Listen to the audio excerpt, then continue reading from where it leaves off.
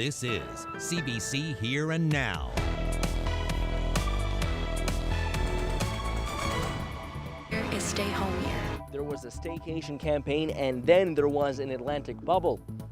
Is it enough to save a tough tourism season? I think in some ways we might even see a reverse effect of it. I'm Garrett Barry here in Twillingate and I'll bring you that story. Gordon Milley, or Gordy as he's known in Corner Brook, was assaulted in his home last week, and now the community is trying to support him. I'll tell you more. Another hot and humid start to the week, but how long is this gonna last? Good evening, I'm Carolyn Stokes. Doctors say COVID-19 has left the province swamped with untreated and undiagnosed patients. They say the province missed an opportunity to ramp up medical services while the number of COVID cases stayed low.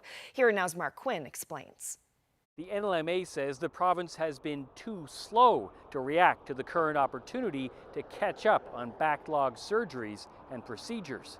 There are other provinces that started to open up earlier, that began to see that disease prevalence was low and that this was a time to kind of sneak in before second wave, etc.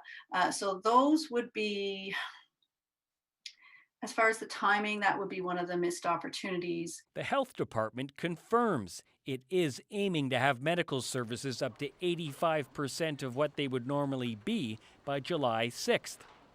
The NLMA doubts that's possible now, given how slow the province has been to start. They say they weren't consulted on this, and they're calling on the province to make its plans public. We're calling on the Minister of Health to release this province's plan with specific timelines for increasing capacity in each service, as well as data to track our progress. Doctors say it's urgent because delays are already harming patients. And what you're going to start seeing is patients with cancer diagnoses, which would initially have been quickly diagnosed, treated and followed up, are now going to stretch out. And these people will lose potentially years of life later on down the road, 5-10 years from now. And that's not an easy story to write, but it is a real story and part of the unwritten story of COVID. And as a cancer surgeon, I can tell you, I worry deeply about this. The Medical Association says it wants to work with the province, and it's also calling on patients to make their concerns known to the province too. As for the health department, it says it welcomes the advocacy of the NLMA, and it says it also wants things to return to normal as soon as possible as well. Mark Quinn, CBC News, St. John's.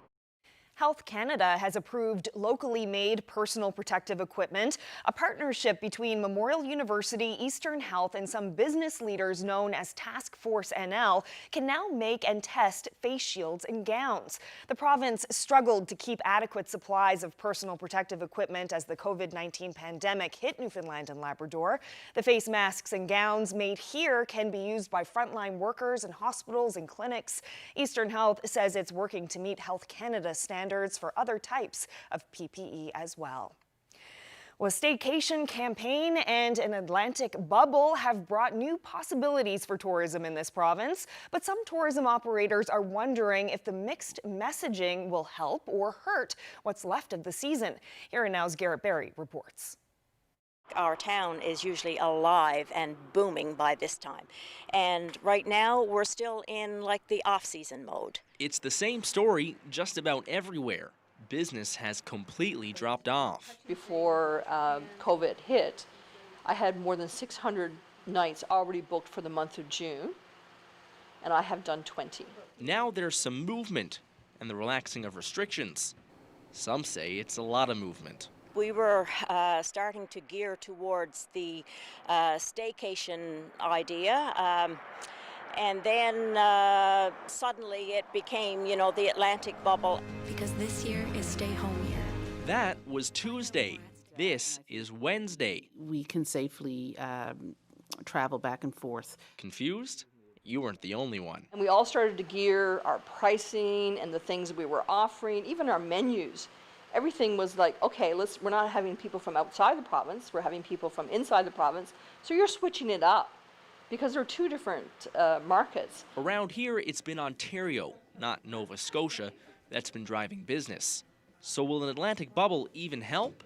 And will those planning a staycation actually stay now? And then you suddenly say, well, you know, if I'm going to take my 10 or 14-day vacation, well, maybe I'm just going to drive on to Prince Edward Island and go to Cavendish. Like, you know, I don't know, but I suspect that people are having different conversations this week than they were having perhaps last week. While the staycation campaign has brought new phone calls, some business owners say those locals are coming in expecting sweetheart deals that they just can't offer. To ask me for a room for $80 a night is really unfair to the fact that my overhead, I mean, the revenues we're getting are so small anyway. My overhead is so huge, and we are having a very difficult time. And so if the idea is in-province travel is supposed to help us, then help us. No one's giving up yet, but at this rate, profit might take a miracle. We've accepted we're going to have to feel the pain. You know, I don't know if you're ever really ready to feel the pain, but we've accepted that that's, but now in the meantime, you don't lose hope. Garrett Berry, CBC News, Twillingate. Well, since the Atlantic bubble was announced last week, there have been critics of the idea saying it's too soon. So what are the experts saying about it? Is it safe? Here Now's Peter Cowan has been speaking to an epidemiologist, and he's with us live. So Peter, what did she tell you? Well, Susan Kirkland is the head of the Department of Community Health and Epidemiology at Dalhousie University. She's been looking at this closely, and she says, yes, it is safe with the situation we have right now in Atlantic Canada to be able to travel around. So let's take a look at what the numbers show exactly here. So we know there are no active cases in Newfoundland and Labrador. Nova Scotia is also 0. PEI has had 0 active cases for quite a while now. New Brunswick has just 5 cases left, and they're all isolating at home, so they're not going to be traveling. And what Kirkland says is this is the time that we should be allowing free travel between the provinces. We're pretty sure that we're going to see another surge in the fall, but I feel that right now we're in this period of a lull. And I think that the fact that it is summertime and we can be outdoors so much really plays to our advantage. And I think that we should try and take a little bit of advantage of those things. Now, there are still lots of health measures that are in place, for example, restrictions on visitors for long-term care homes. And some people have said, well, couldn't we just keep the borders locked down and instead ease those restrictions? But Kirkland said, unfortunately, it's not that simple, that whether or not the Atlantic bubble were to happen, a lot of those restrictions have to stay in place. I think it's incumbent on us to protect those segments of the community that we know that are at greater risk. And, we've seen that any kind of congregate living situation is at increased risk, but particularly in long-term care because people are elderly and may have underlying health conditions as well. So what can we do to stay safe as more travel is allowed with the Atlantic bubble? Well, Kirkland said one of the key things is we need to continue to do testing, contact tracing, and isolating so that if there is a case that is able to make it into the province, there isn't a chance for that person to be able to spread the disease. Carolyn? Thanks so much, Peter. That's Here Now's Peter Cowan reporting live. A well-known Corner Brook man was assaulted in his home last week. Gordon Milley, or Gordy as he's known to many, is in hospital recovering from a brutal beating. Now the community is rallying around him. Here Now's Colleen Connors has more from Corner Brook. The police got a call Thursday that Gordon Milley was assaulted in his own home Tuesday night. The details are not clear, but Milley is being treated for his injuries. I can't believe that anybody would even do that to him. It breaks my heart. Yeah. Let alone anybody else, but somebody with a disability like that. It's just absolutely devastating. Solo has known Milley for 20 years. It's believed at a young age he suffered a stroke, leaving him with slurred speech and slowed mobility. But always smiling. Always has a smile on his face. You'll see that guy going around town, waving to cars. Anybody he encounters, he's just, really pure heart of gold. He's just always has great things to say, positive outlook on life. This is where Milley spends a lot of his time, smiling, very big, and speaking with customers and sipping on a coffee. But of course, he's in hospital right now recovering from that assault, and the community is trying to find ways to support him. An online fundraiser started Thursday and aimed to raise $1,500 for Millie. The public has already donated close to $4,000. You know, he spends his days walking around town, and I feel like that's what gives him his energy. You know, he's going to have a long recovery period over this time, no doubt. So he's going to have to adapt to that. So I think not only making sure he has the appropriate living situation, he's well fed and taken care of, as well as maybe some entertainment of sorts. So I think that's why it's really important for us as a community to raise money for him. Police have been investigating Millie's assault all weekend and have identified a person of interest. RNC are looking for anyone who witnessed the assault. Millie is still in hospital recovering. Colleen Connors, CBC News, Corner Brook. Well, in St. John's, there was a second Rawlins Cross accident in a week. It's at least the third accident since the notorious intersection was reverted from a roundabout in mid-May. This morning's accident happened around 10 o'clock. It's the latest crash since the city turned the traffic lights back on and ended a nearly 2-year traffic circle pilot project. The pilot found fewer accidents happened when the intersection was configured into a roundabout style, but after a public outcry about the safety of pedestrians, council voted to change Rawlins Cross back to the original straight-through design. St. John's Council traffic lead Sandy Hickman says it's heartbreaking to see a third serious collision occur in such a short time. I really hope we can review this at council.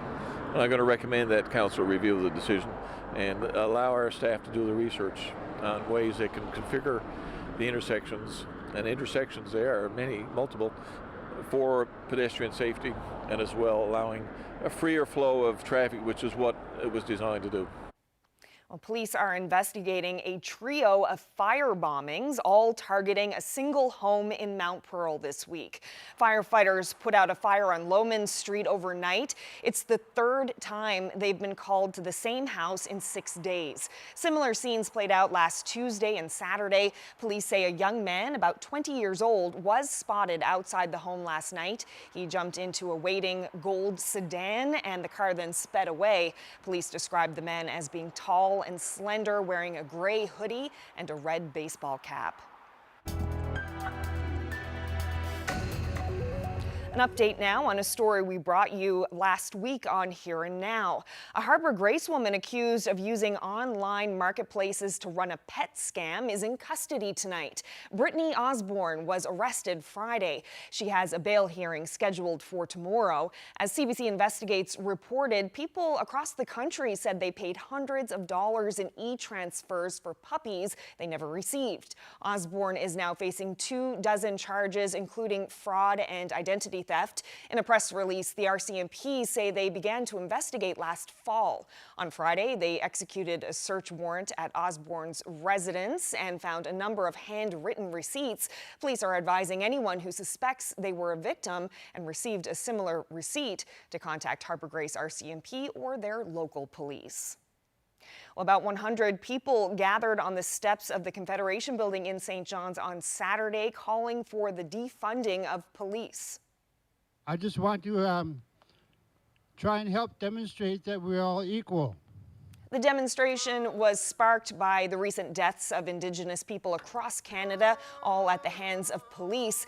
Many are calling for funds to be reallocated and put into community services. Some also question the amount of training police receive. The demonstration was organized by the Indigenous Activist Collective, a new group which aims to inspire decolonization and promote Indigenous voices in the community.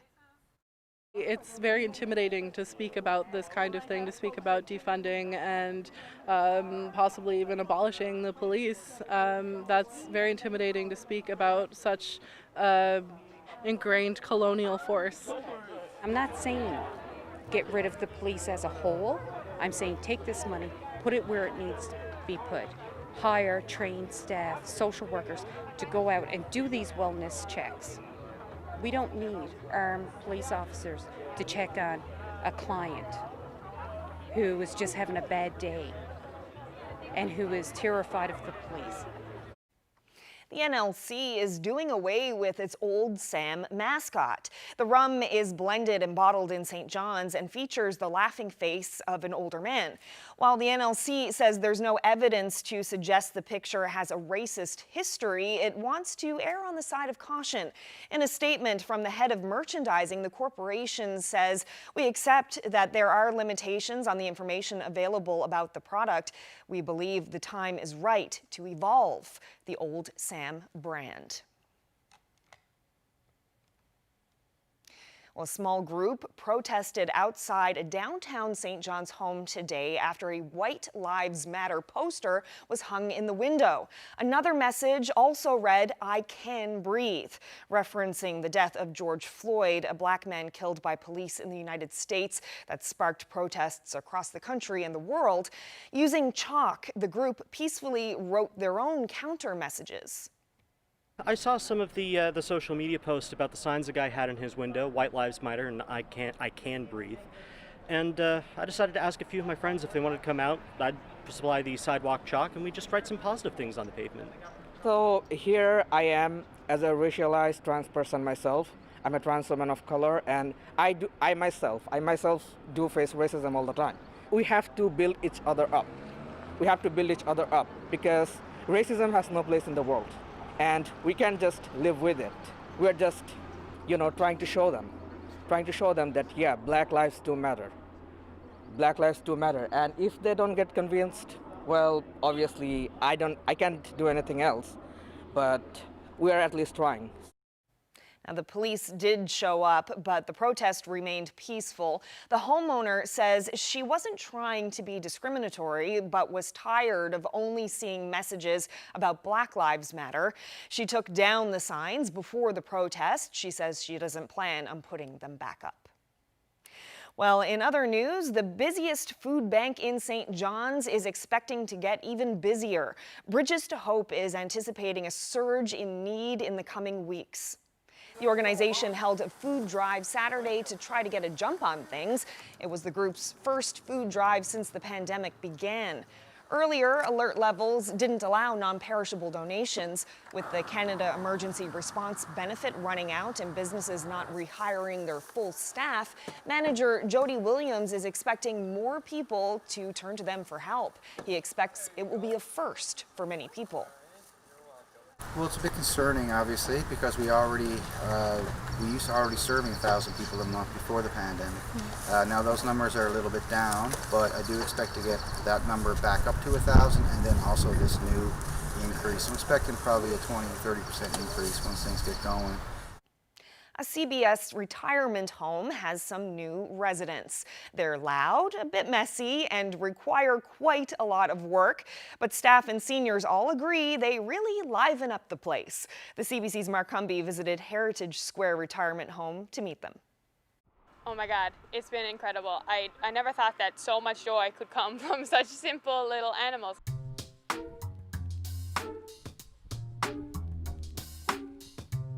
It brings back a lot of childhood and young memories for a lot of us because many of us grew up with animals, especially farm animals. I've raised chickens and rabbits, never raised goats. 2 goats are kitten and carnation, their names are. And you come over and they let you pet them, and really good feeling to be out with the animals, talking to the animals. Now they know something's going on right now, and they want in on it. I grew up with animals, and I know how elated people get when they take care of them, spend time with them, even just looking out their window at them. So I really thought that, especially now that people can't come and see them, or they couldn't until recently, their family members, this was a really great way for the residents to be able to get out and be social and have a purpose to get out and enjoy their day. My son and granddaughter would come drive by, and then my granddaughter would phone me and we could talk about the animals that she saw, and it gives us a lot to talk about and remember. I check on them daily, just more of a drive-by than anything else, because it's the residents here that mainly are the main caretakers of them. So I have one man named Menzel, and he is 100% my go-to for anything bunny, chicken or goat related. Well, we've always had animals all our life. We've had goats and hens and cows and horses and sheep. We had everything when we were growing up. She came and asked me if I'd like to look after some chickens. So she brought down 5 hens, and then she brought down a rabbit, and then she brought down 2 goats. Now, what else is she going to bring, I don't know. But whatever she brings, I'll look after it. What never the animals look after, I'd be going nuts.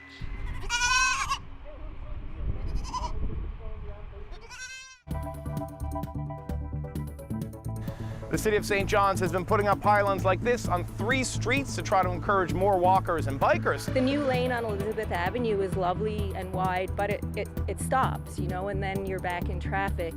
We're going to hear what cyclists think coming up on Here and Now.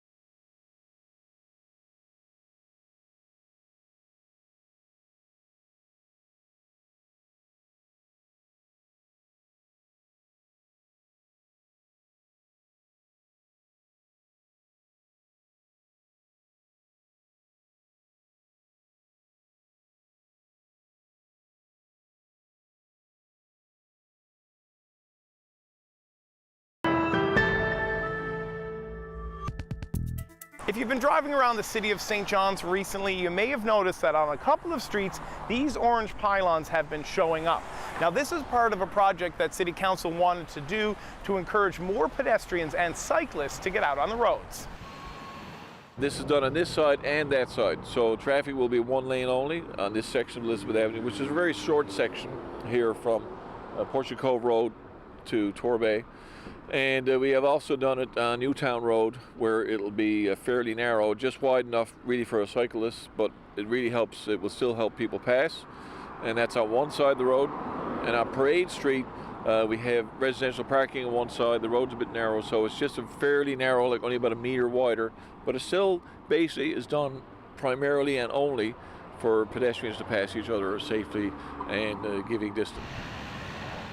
There was a lot of concern about social distancing and less understanding, and it was a great idea at the time. I still think it's a great idea. It's just that people may not realize why it's being done if they really didn't know that information. So it is being done based on advice from the Chief Medical Officer for social distancing, and it's still a good idea, but it may slow traffic on this part of Elizabeth Avenue, for instance, but that's fine too. It makes it safer for cyclists and pedestrians. For cyclists who spend a lot of time riding around on the streets of St. John's, infrastructure like this lane on Elizabeth Avenue is welcomed news. Now, 2 cyclists that I spoke to today, though, hope the city will do more of this.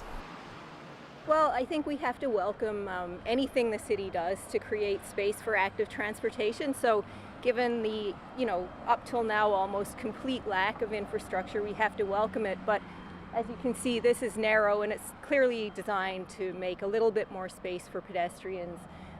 It would be hard to negotiate it as a cyclist unless you were, pretty confident. I think someone learning to ride might feel a bit more nervous about the narrow space. I don't want to complain because I'm glad that the city is doing something, but it's a small start. Like 95% of the drivers are great, but you get that 5% who treat you like a pylon, try to go past you really quick, really closely. So yeah, that's what I think, that those type of drivers keep a lot of people off the road. And like Robin said, we see a lot of families out now, little children out riding bikes. So it's just be nice to keep this momentum going and get some support for cycling. I would say relatively comfortable in traffic, but I still feel anxious at times when, unexpectedly someone passes me really closely or runs a light. I've had many near misses in that kind of situation. We were just chatting before about what a sense of relief there is when you do have some protection. So for me, the big issue is, there's been such a boom in cycling since the start of the pandemic. A lot of new people are riding, or people who used to ride and are kind of taking it up again. And I'm fearful that now that we're sort of opening up again and there's more traffic on the road again, we may lose some of those people. And that would really be a shame because cycling is great for so many reasons. We need to think about the newer riders, the more vulnerable riders. So yeah, connectivity of protected infrastructure is going to be the ideal thing. The new lane on Elizabeth Avenue is lovely and wide, but it stops, and then you're back in traffic. And so it's hard to imagine, how that will change things a lot. Although again, I'm really glad that the city is making that move. And if we have a long connection going all the way down to Elizabeth here, at least that's a good jaunt.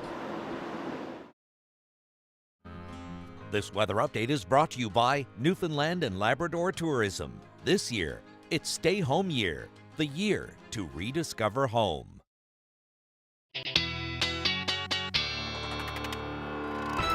Ashley is here now with a look at the weather forecast. And Ashley, I see you're in beautiful Bannerman Park this evening. And it's interesting, this afternoon we heard from the city of St. John saying that the pools are going to be reopening in Bannerman Park and in Bowring Park on July 2nd. It's too bad it's not open right now, though. It looks pretty nice out there. Yeah, exactly. And, just in time, what looks like might be a little bit of a cool down as we head towards the end of the week. But yes, beautiful day today. I could use a swim for sure. It's taunting me over there, that park, that pool. But yes, an absolutely beautiful evening so far. We're going to see some clouds move right back in. We saw a mainly gray day today for most of eastern Newfoundland. Actually, most of Newfoundland really did see mainly gray skies. Let's take a look at those temperatures across the board though. Reaching a high near 20 degrees in St. John's so far today, 23 in Terra Nova, 21 in Corner Brook, and all that heat is up through Labrador right now. 25 degrees right now in Lab City.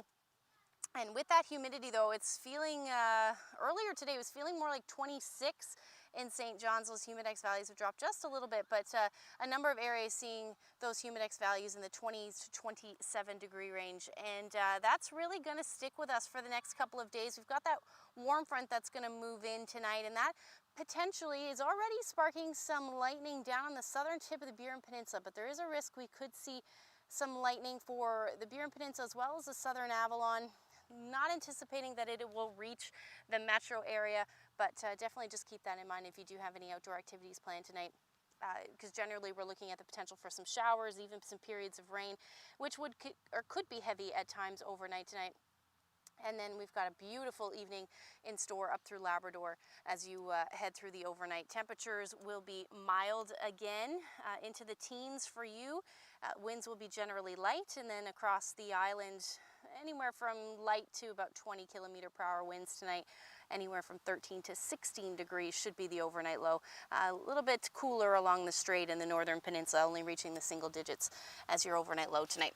Tomorrow afternoon, or at least the first half of tomorrow rather, should stay pretty cloudy, chance of some drizzle, and then some periods of rain will move in along the south coast. Otherwise, it should become a mix of sun and cloud through tomorrow afternoon for the majority of the island. Labrador, another beautiful day on tap for you as you stick with this heat and humidity, but those showers will work their way east and towards the eastern Newfoundland and the Avalon as we head into the overnight as well. So your temperatures tomorrow should be sitting in the mid-20 degree range again, 24 degrees for St. John's. And then up through Labrador, you're looking at those temperatures again in the 30 degree mark. Your humidex values closer to 32, 33, with those winds generally anywhere from 20 to as much as 50 km/h. With plenty of sunshine, just a few morning showers possible along the coast. As we head into Wednesday afternoon and evening, things will become a little bit more unsettled, so the potential for some showers will move across the board. And then into Thursday, we'll see some clearing up through Labrador again, but this is when we will see that cool down. So another warm day expected on Wednesday, again with that humidity sticking around, 22 degrees for St. John's, 27 in Corner Brook. Cooler temperatures making their way, so you're looking at 30 degrees tomorrow for Cartwright, and then down to 8 degrees as your afternoon high on Wednesday. And then that cool down will happen through the day on Thursday. At this point, it looks like for St. John's and eastern Newfoundland, stick around through Friday, but then temperatures rebounding as we head into Saturday. Now for central Newfoundland, you're looking at temperatures around the 27 degree range again into Wednesday. Then that cool down will move in by Saturday. Temperatures will rebound into the teens. Same thing for western Newfoundland, but you should see, you probably won't see as much of a dip in those temperatures, hovering around the 17 to 19 degree range as you head into the weekend. So far looking quite nice. Up through eastern Labrador, by the time Wednesday and then for the rest of the week into the teens, with plenty of sunshine it looks like, and then for western Labrador, 17 degrees on Thursday and 18 for Saturday. Had to share this great shot. Look at that one. Wow. An iceberg and a surfer. David, isn't that lovely? David Hebert sent us that great shot. Thank you so much. That's in Trinity Bay. If you have any weather photos to share with us, send them to nlphotos@cbc.ca. Wow, a surfer and an iceberg together. It seems like they shouldn't belong together, but it looks great. Thank you so much, Ashley. We did our share, we did our part, and I'm very proud of our regiment. Only a few Second World War veterans remain 75 years after the end of the war. We'll hear from the last of that generation just ahead.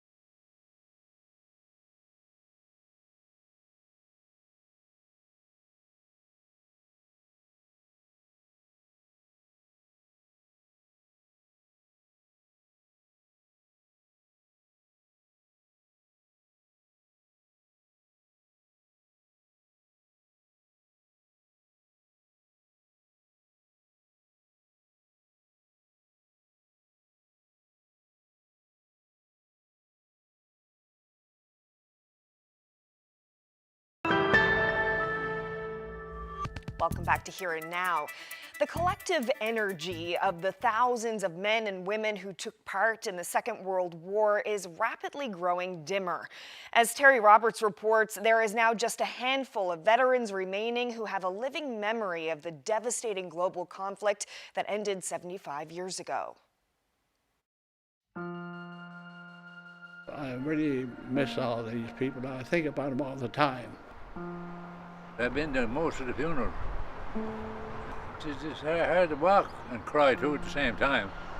Well, I think about a lot of friends I lost and left behind.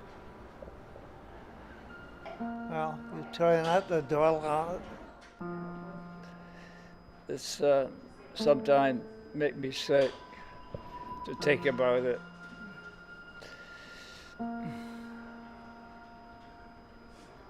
Of his dead bodies.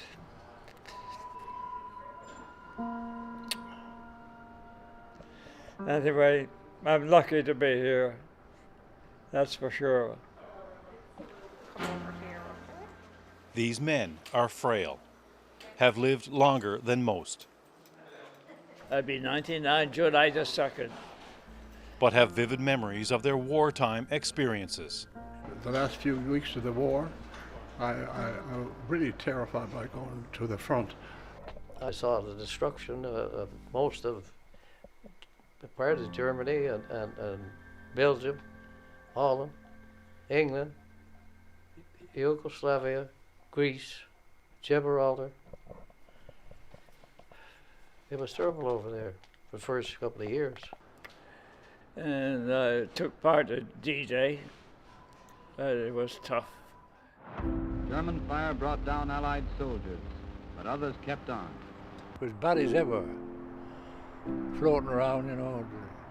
It took weeks to clean all that up. Their first-hand accounts of the Second World War are jarring. The first U-boat we sank was near Juneau, France. One was near Plymouth, England, and the other one near Bordeaux, France. We picked up some survivors and some dead bodies, and we buried them at sea the best way we could. It was rough at that time, and a mine exploded near the ship, and some casualties on the ship. Airplane overhead dropping bombs. It was like hell on earth, you know. But not all those memories are painful. We was anchored off the Statue of Liberty in New York Harbor, and there was a big celebration going on uptown, I'm telling you. High point of a ceremony, such The day the Japanese surrendered. only the nation's highest heroes of the war. Scenes like this are rare. A Second World War veteran, 96 years old. I come here every evening when it opens at 4 o'clock, me and a friend of mine. We stay here, all we have is 2 beer. I think the Legion would not function without him. You know, he's part of this Legion every day, he's here every day, still on the executive as a member, and we still listen to him, and because of all the things and all the experiences that he went through. For the second time in the lives of most of us, we are at war. When Great Britain declared war on Germany in 1939, it also meant an end to peace in Newfoundland, then a country run by a commission of government and suffering through years of hardship brought on by the Great Depression.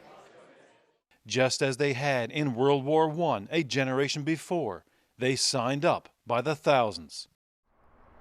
Well, wireless, everybody was going, you know, everybody was in this. That was the thing to do. More than 7,000 voluntarily enlisted in the British military, serving in artillery units, the Navy, and Air Force. They were young, strong, and daring. Just getting settled in then, I didn't go. Thousands more, like the man known as Uncle Johnny Pauls of Newfoundland's south coast, went to sea as part of the Merchant Navy, delivering crucial war materiel throughout the world, helping the Allied war effort. And many more made their way to Scotland to serve in the Overseas Forestry Unit. Our war jobs, Newfoundlanders do well. Elmo Baird left Twillingate to do just that. He later joined the Air Force and traveled to many theaters of conflict. And there we were running supplies to the Russians, and did that for about 10 months. To police the Atlantic. By the time the war ended in 1945, some 22,000 Newfoundlanders and Labradorians were either directly or indirectly involved. More than 1,000 made the ultimate sacrifice. The survivors came home to a country changed by war. Widespread poverty had been replaced by economic prosperity and hope. They ran their family businesses, went to work for the government, or continued to make a living on the water. They were young men when Newfoundland became Canada's 10th province in '49 and helped build a network of Legion branches throughout the province. Everybody that was a president up there, I was there all that time. When Johnny Paul goes, I think the foundation of this Legion, I'm hoping it won't crumble, but I think it may, you know, because he's the last that we have here, and he means so much to everybody. But now time has caught up with them, venerated, roughly only 24 still living. Even up the Legion, I don't know anybody up there. And their ranks are shrinking fast. Here's Bob Grant of Cornerbrook, served with the 166 Artillery Regiment, passed away in May. And here's Lloyd Seward, celebrating his 100th birthday in 2017. The Royal Navy veteran was a Japanese prisoner of war. He passed away in March. Right now, in the last couple of years, from the guys that we know and that we've interviewed, it seems that it's accelerating now, and that's to be expected. I mean, these guys are in their mid-90s, and it's unfortunate, but it's life. And with a pandemic sweeping the globe, the few survivors are once again living through massive social upheaval in their twilight years. Charlie Starks, for example, missing out on a commemorative trip to Russia this spring. He was looking forward to going to Russia and meeting up with Putin and the boys, weren't you, boy? Yeah. They don't dwell on it, but these veterans know they're the last of a generation who paid an awful price for a better world and a better Newfoundland and Labrador. There's not many of you left, and the graveyard is out there now, full of your buddies. Yeah. That's how I remember most of it, because I've been to most of the funerals. No, they're all gone. I should have been gone long ago. I don't know why I lived so long, but it's a difficult time remembering a lot of these people. And how do they want to be remembered when they're gone? Oh, just a decent person, that's all. I did my duty. Are you proud of that? Yes, I am. Got nothing to regret. Well, that I did my part, did my share, I think. A lot of people would say they did more than their fair share. Terry Roberts, CBC News, St. John's.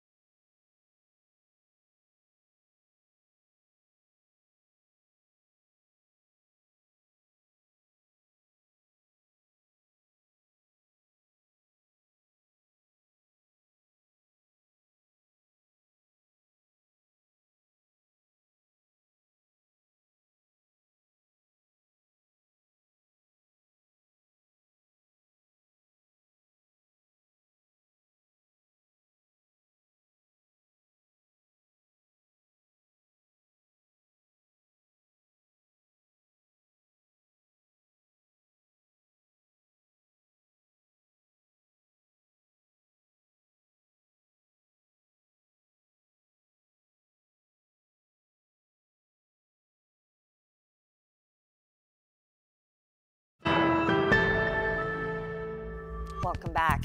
Is travel within the Atlantic region really safe? The so-called Atlantic bubble comes into effect Friday. Susan Kirkland is the head of epidemiology at Dalhousie, and she spoke with Here and Now's Peter Cowan. I've heard from a lot of people here in Newfoundland and Labrador that they feel that we're just not ready yet to start opening the provincial borders, that the risk is too high. As an epidemiologist, what is the risk that we're facing right now by allowing the Atlantic bubble? It's a very good question, and I can understand why people are concerned, especially from where we've been. But if you look in the Atlantic region, we're actually at relatively low risk at the moment. Most provinces in the most of the Atlantic provinces now have no new cases of COVID, have not had new cases of COVID over the last number of weeks. And the active cases that do exist are contained, and the infections, people are recovering from their infections.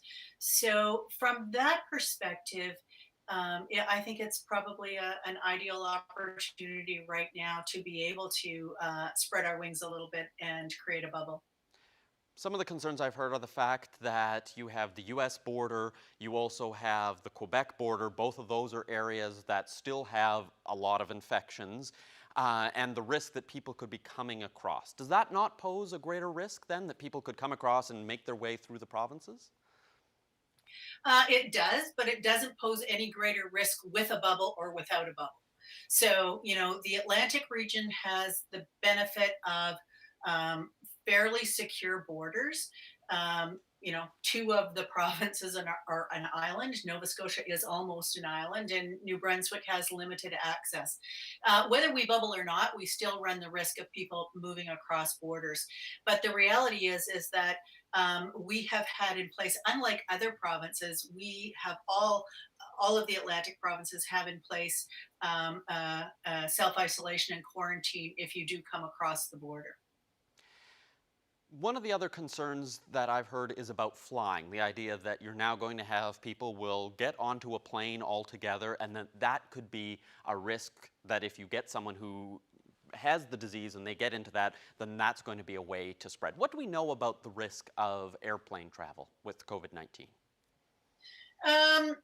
With respect to air travel itself, the risk does not appear to be that great. And the thinking is that there's pretty good filtration systems on board planes. There are risks in any kind of congregate space. So, you know, as you line up for a flight, and as you move through the airport, there are obviously certain risks. But again, I think we're combining two issues here. One is that, you know, the bubble, and the bubble is with the Atlantic provinces and allowing movement back and forth between those provinces without having to self-isolate. It's been more than 2 months since a deadly rampage in Nova Scotia left 22 people dead, the worst mass shooting in Canadian history. Since then, RCMP have interviewed hundreds in an effort to learn more about the gunman, and tonight CBC can share some of those findings. Elizabeth McMillan reports.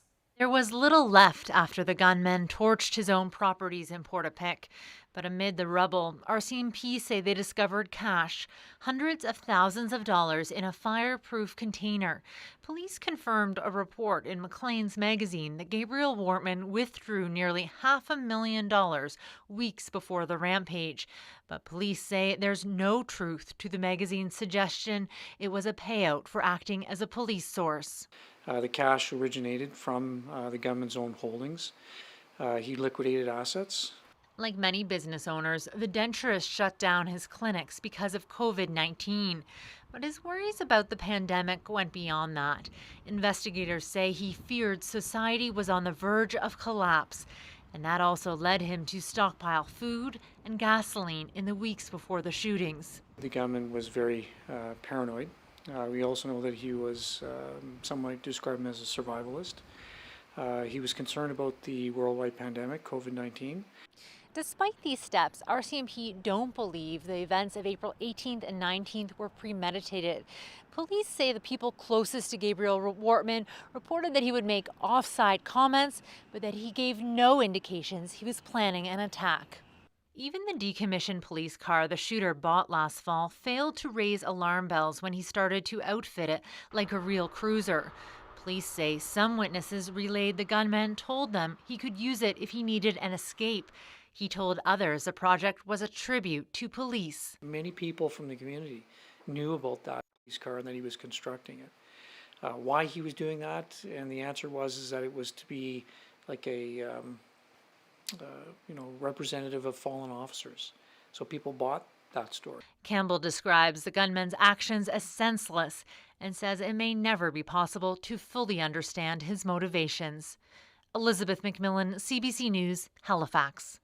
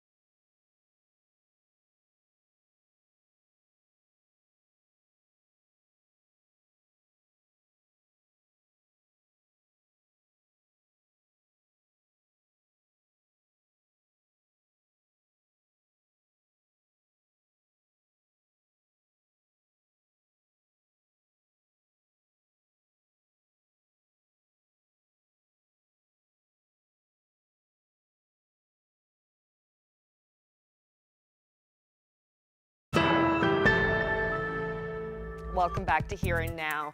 Well, during this pandemic, some people took matters into their own hands and cut their own hair. Others went a really long time without getting a haircut at all.